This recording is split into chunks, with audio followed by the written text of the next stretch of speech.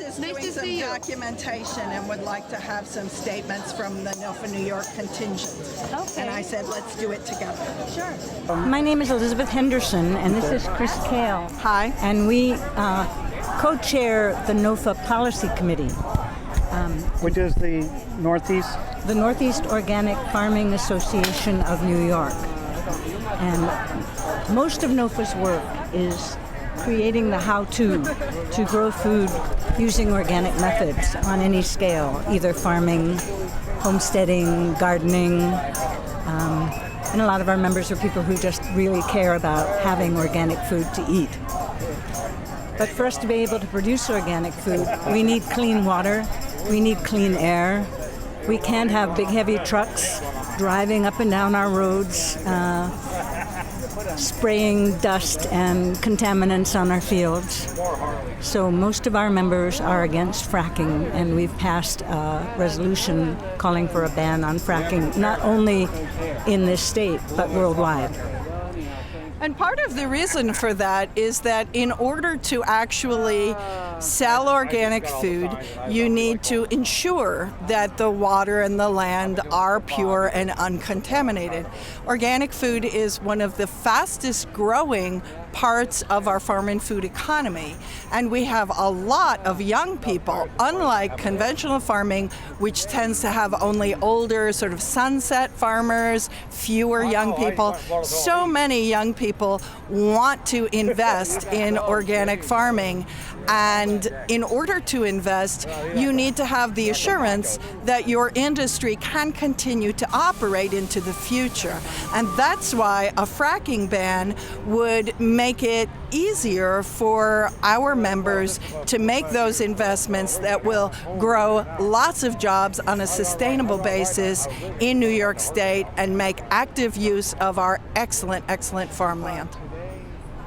Have you been able to talk to the governor or people in his office to redress your concerns?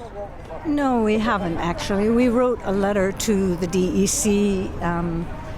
3 years ago asking that a real environmental impact statement study be done on the impact that fracking would have on agriculture, what it will do to the water that farmers need to irrigate, what it will do to livestock to live near water that's been come back up from fracking.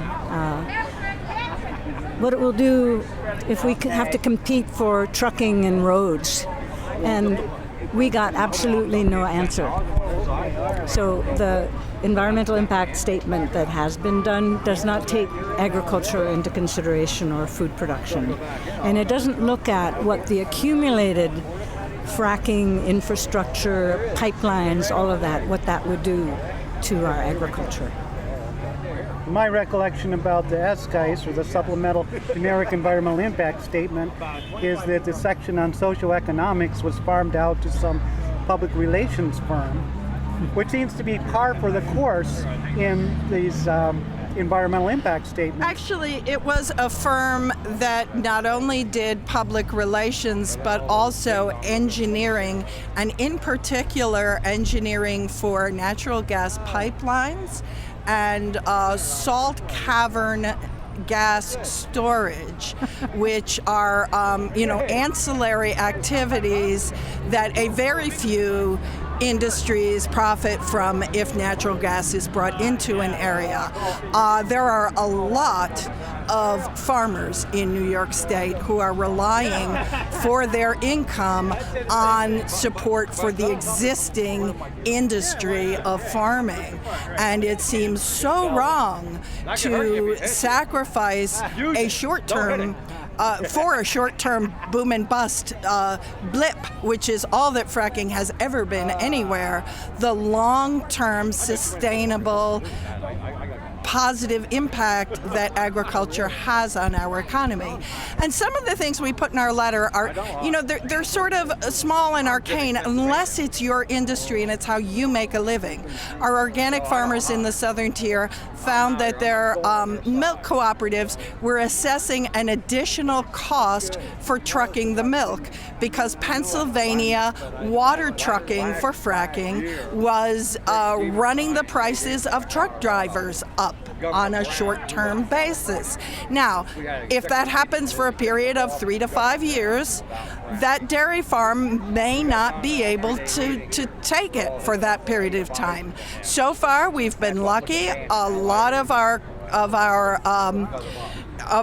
farmers have been able to stay in business, but that's money out of their pocket. That wasn't that way before. And, that was specifically what was said, was this is an assessment for trucking costs for your milk because we are having trouble finding drivers and we have to match the wage that drivers driving water for hydrofracking in Pennsylvania are being paid.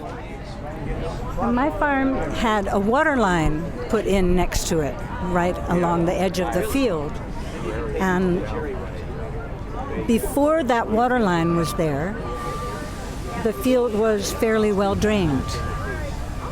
But as soon as they put that water line in, there were suddenly these wet spots that we didn't know would have existed. So I drove my tractor up to one of these spots, and from the top it looked like it was just grassed over. It was fine. But fortunately I was going slowly and I was able to stop. But had I not done that, my tractor would have tipped over into that wet spot.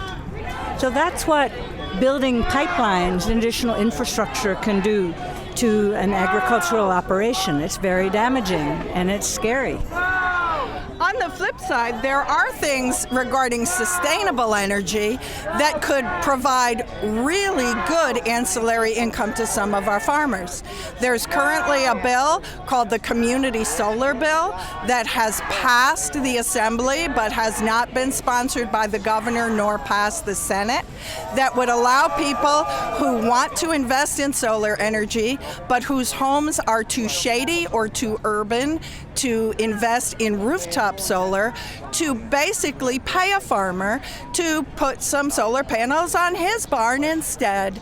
And, it's such a no-brainer. If people want to invest in energy in New York State and farmers want to harvest the sunshine in places that are otherwise shaded, why on earth would we prevent that?